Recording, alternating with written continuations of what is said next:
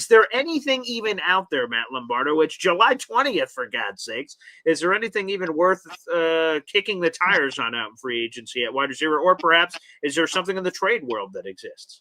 Yeah, I think there's two or three names to keep an eye on. If you're the Jets and you're serious about trying to set Justin Fields up for this evaluation year where you're hoping to make a leap, up the standings in the AFC East, you're going to want to go and get another veteran receiver at some point, right? I think Keenan Allen is interesting.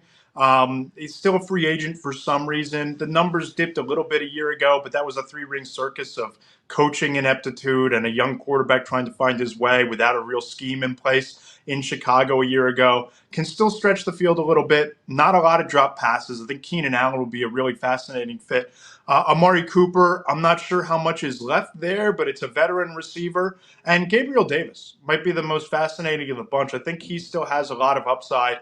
Wasn't able to get a deal done with the Jaguars. They've moved on, obviously, both via free agency, the trade market, and the NFL draft. Kind of a clear signal that they're done with Gabe Davis. I could see him being an interesting fit alongside Garrett Wilson there. And this is the time of year, Paul, where trades happen, and obviously, this is why you have joint practices. I know the Jets have joint practices with the Giants. I'm not sure if there's another team in the mix there, but you use those 2 or 3 days not just to evaluate how your players do against a team in another uniform, but your scouts in your building and your front office are laser focused on the Giants roster because you don't know who's going to get cut a couple days after those practices. There might be a Giants receiver buried on the depth chart who doesn't have the opportunity with the Giants, who winds up getting cut, that they might scoop up off the waiver wire because they like something he did in those joint practices. So I think that that's another element to this.